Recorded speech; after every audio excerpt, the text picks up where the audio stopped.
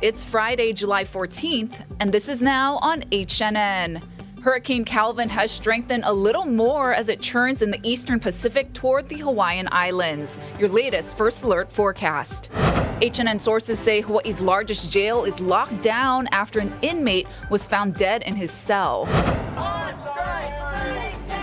We're ready to bargain today, tomorrow, next weekend, whenever.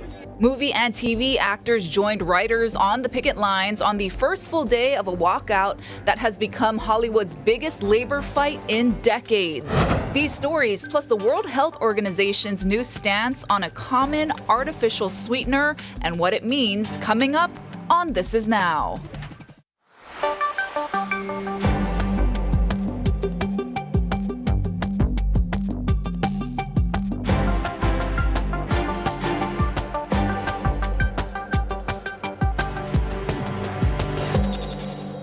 Well, happy Aloha Friday, and thank you for being with us. You're watching This Is Now. Casey filling in for Dylan. He's having a much-deserved day off. I'm with Ashley Nagaoka. We're talking, of course, about Hurricane Calvin, recently strengthened to a Category 3 storm as it moves through the eastern Pacific. Yeah, this could be its peak intensity as it's expected to weaken in cooler waters on its way west. Billy V joins us with the updated forecast and when we could expect to see impacts here in the islands.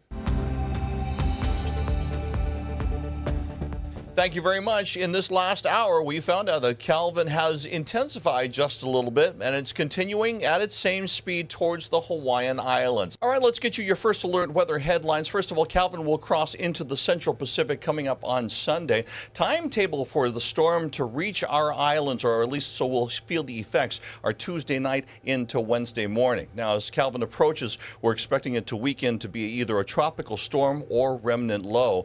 And if it comes ashore as a tropical storm, it could be the earliest a tropical storm has reached our islands in a hurricane season. So let's take a look here as the high pressure northeast of the state, that's pretty much our trade wind fan. What's going to happen is that this trade wind pattern is going to kind of determine how far south that storm could go.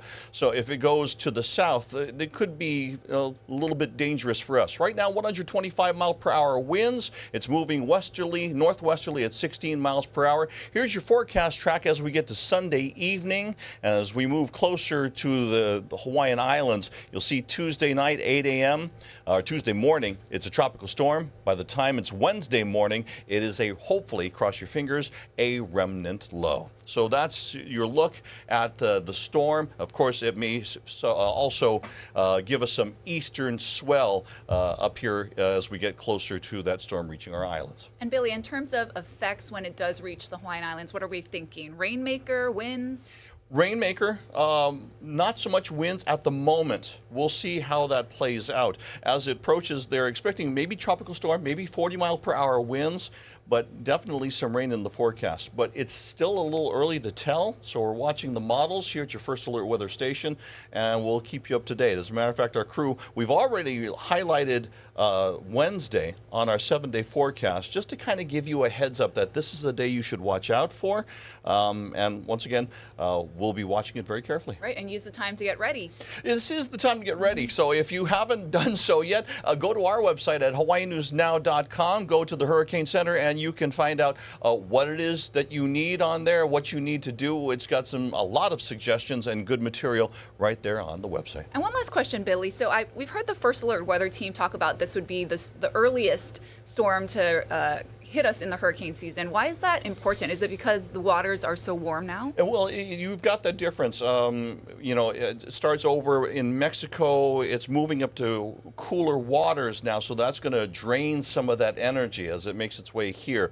But once again, the temperatures are changing. They aren't what they once were. Mm-hmm. So things start up a little bit earlier, and we heard the possibility of that when they gave the forecast at the start of the hurricane season. So we're watching. All right, Billy V, thank you so much for joining us. And of course, download our scan this QR code for the latest weather alerts to stay up to date with Hurricane Calvin.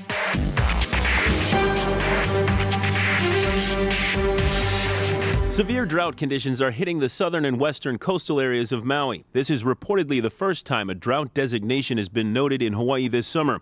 Forecasters predict things will get worse, with dry conditions affecting larger areas across the state into late summer and even through next winter. In addition to South and West Maui, the DLNR says East Maui is designated as abnormally dry. State officials cited a list of factors that could be dangerous during a drought. Those include fireworks, heat from your vehicle's exhaust, unattended campfires or barbecues, and sparks from machinery like weed whackers, chainsaws, and welding equipment. OCCC is on lockdown as law enforcement perform a shakedown of the facility. Hawaii News Now sources tell us K-9 units, electronic detection, and narcotics units are on site. This comes after an inmate was found dead in his cell. HPD said a 36-year-old inmate may have been assaulted by two other male inmates. He was found unconscious and unresponsive on July 7th. The murder trial for Eric Thompson continued as prosecutors presented evidence from the crime scene. They showed the jury photos of John Tokuhara's body and the shell casings found in his office back in January of 2022. Thompson is accused of shooting the Waipahu acupuncturist who had an affair with his wife. The first officer at the scene described Tokuhara's mother after she found her son's body. Extremely emotionally distraught. You know, she kept... She was crying, a lot of wailing. You could see that she was emotionally upset. There was bleeding from his ears. There was a large pool of blood he was laying in. Defense attorneys argued that investigators made mistakes, confirming that the responding officers turned off his body camera at the scene and then failed to report that one of the other responding officers was friends with Tokuhara. That trial resumes today. Hawaii Island police are looking for two men involved in several reported thefts that took place at a public school in Hilo.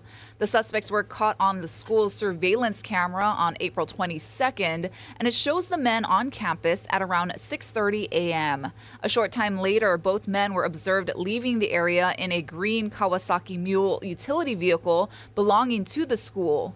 The first male is described as possibly being in his 20s with a brown complexion and having a thin build, and he was last seen wearing a gray-colored hooded jacket.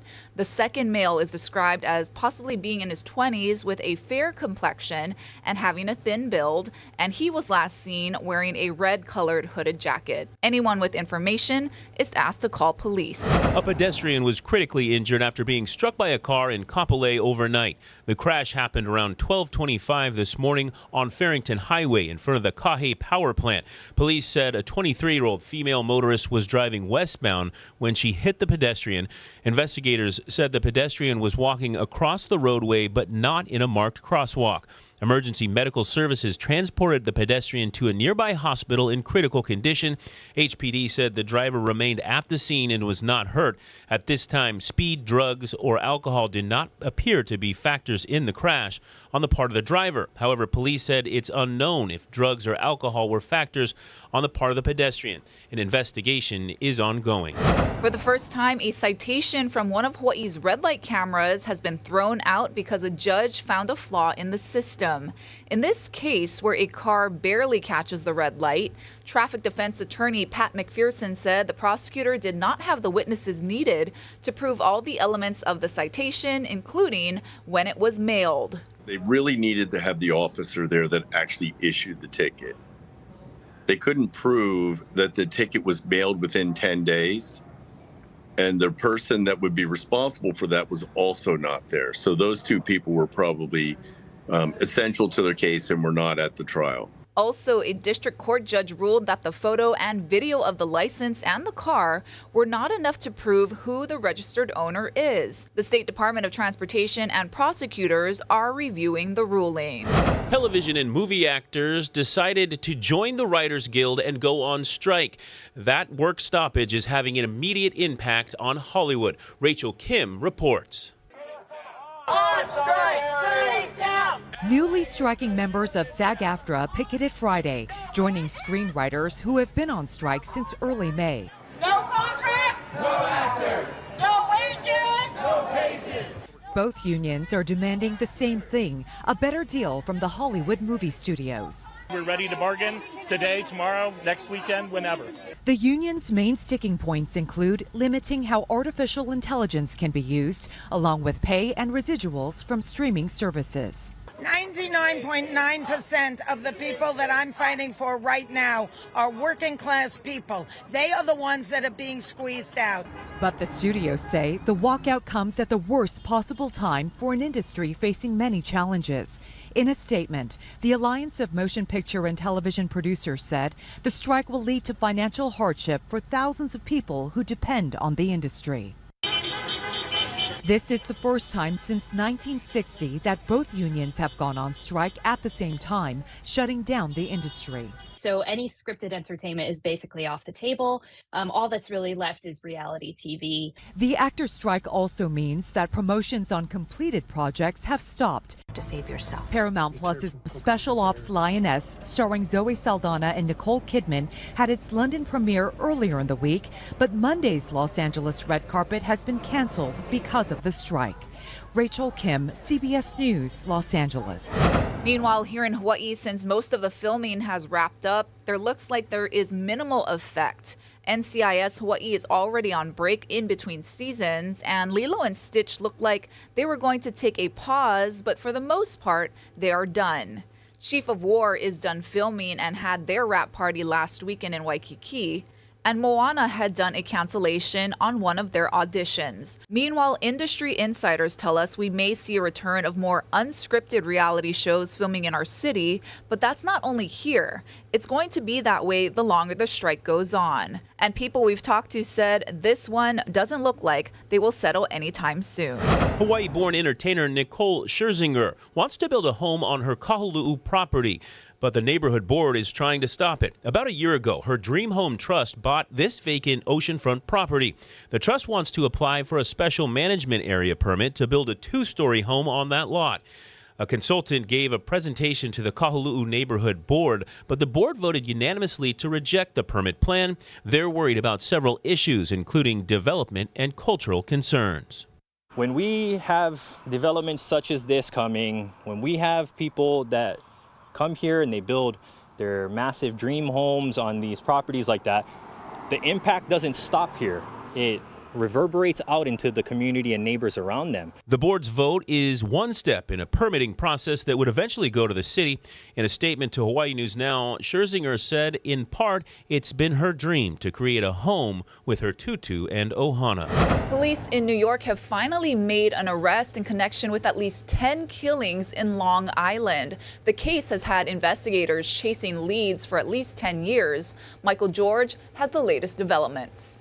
59-year-old Rex Hewerman appeared in a Long Island court in connection to the notorious Gilgo Beach murders case. Suffolk County Police Department, as well as our partners in the FBI, did place one individual under arrest. Sources tell CBS News Hewerman was arrested in Massapequa late Thursday, a community just north of the Stretch connected to 10 unsolved cases since 2010. We have never stopped working on this case. The victims' bodies were initially found as police were searching for a missing sex worker named Shannon Gilbert. In all, 8 women, a man and a toddler were found dead.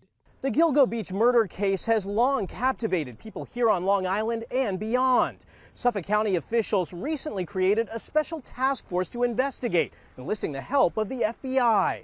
Their efforts, their dedication, it has never stopped. Earlier in the day, police were seen removing evidence from Hewerman's home, to the surprise of those in the neighborhood. It's a shocker. I mean, it's a real eye-opener. It's crazy. It's mind-blowing. This man says the suspect, who worked as an architect in New York City, grew up in the house and remained there with his wife to raise their children. The guy's been quiet, never really bothers anybody. You were kind of shocked. Authorities are calling Hewerman's arrest just the first step at finally solving the cold case and bringing closure to the victims' families. Michael George, CBS News, Gilgo Beach, New York. The Biden administration announced $39 billion in student debt relief. The administration announced 804,000 borrowers will have their student debt wiped away in the coming weeks. This is due to administrative fixes that more accurately count qualified monthly payments. There are currently several different kinds of income-driven repayment plans for borrowers with federal student loans. The plans base payment on a borrower's income and family size, regardless of their total outstanding debt. After reaching a set forgiveness threshold of 20 or 25 years, a borrower's remaining balance is then wiped away. Student loan repayments resume in October after a years-long pause during the pandemic. The Supreme Court last month struck down Biden's loan forgiveness program to provide millions of borrowers up to $20,000 in one-time federal student debt relief. A former Campbell High School student is receiving high praise for her fight for equality. Ashley Badiz was presented the Billie Jean King Youth Leadership Award during the ESPYs this week. Back in 2018, she and several of her former classmates filed a Title IX lawsuit against the state, saying it was unfair that female athletes at Campbell had to change in teachers' closets, school bathrooms, and a nearby Burger King, while boys had their own locker room. It makes me happy, and I feel more fulfilled knowing that things are starting to change and that future female athletes won't have to go through what I did. It's so important to speak up for yourself and for others, especially when you can be the person to speak up for someone else when they won't be able to do it for themselves, because you can't invoke any change unless you start with the first step and speak up. Last year, Hawaii lawmakers allocated nearly $35 million for girls' locker rooms and other facilities across the state, including new facilities at Campbell. The lawsuit trial begins in October. In Kihei, Maui, the long-awaited opening of Kulani Hakoi High School is finally set for the start of the fall semester on August 7th. The Department of Education says the county has granted a temporary certificate of occupancy, confirming the buildings are safe. The state spent nearly $250 million on the new school, but failed to build a required pedestrian overpass, putting the opening on hold. The governor granted the DOE permission to open it anyway, while they work out the details. We hope you are having a beautiful Aloha Friday, and it's a beautiful one out there. Of course, we talked about Hurricane Calvin and the impacts that could be heading our way, but we wanted to bring Billy V back in just for your immediate forecast of what we can expect over the weekend in the next couple of days.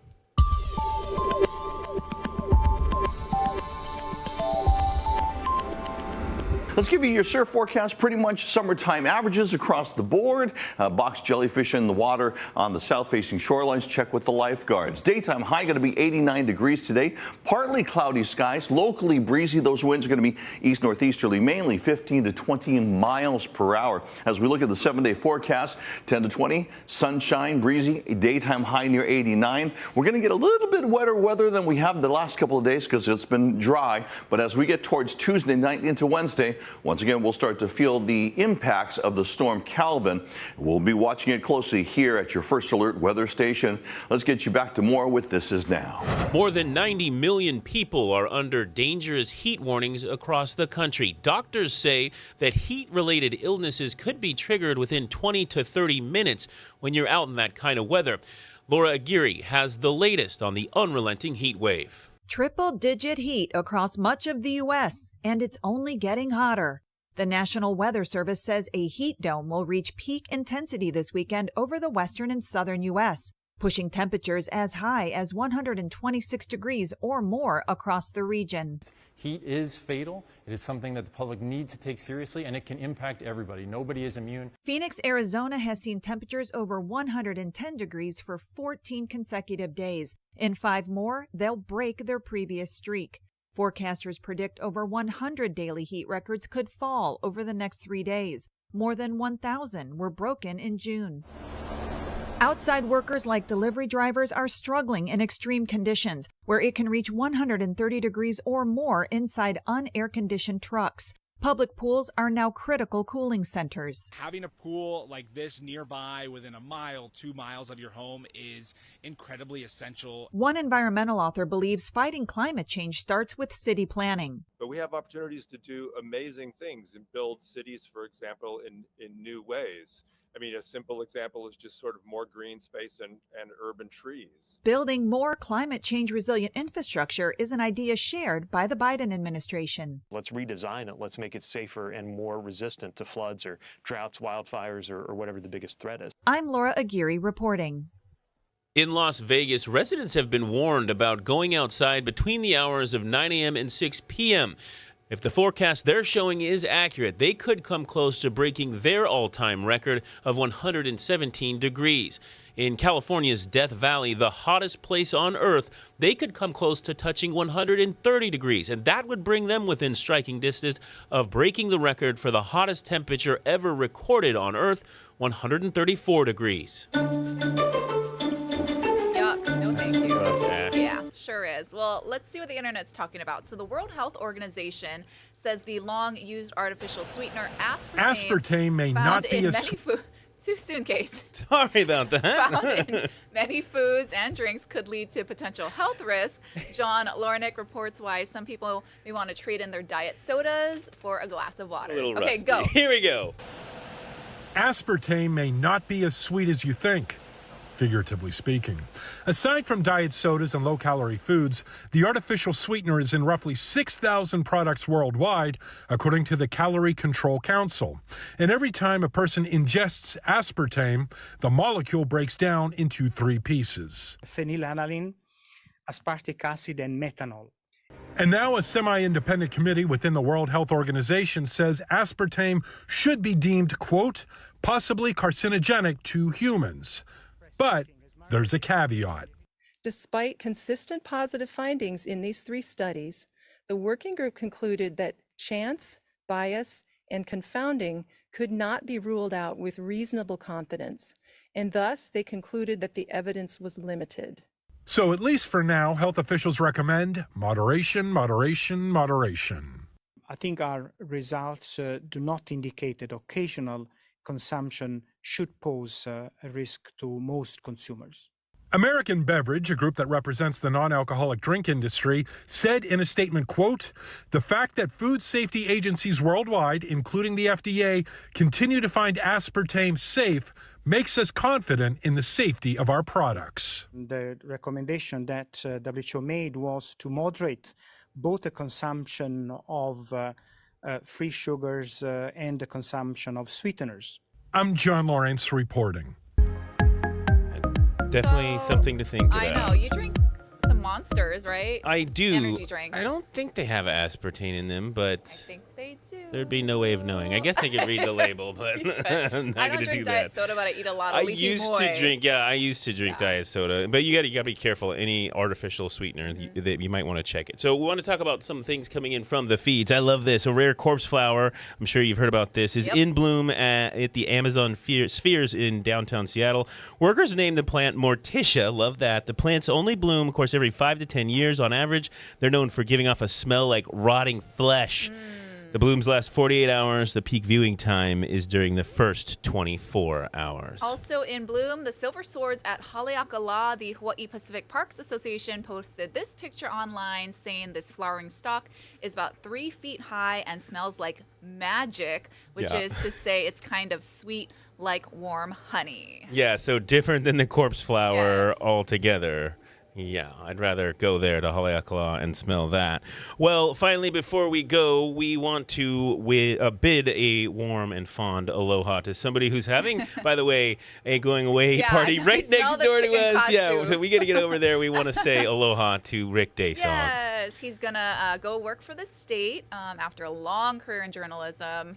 He's quite the character. We're going to miss his antics around the newsroom for sure. Yeah, we are. And so we're going to go celebrate him right now. Thank you so much for being with us. Is that why you dressed up today, Yep, Case? this is totally why. Somebody had a class this join up. Happy Aloha Friday, everybody.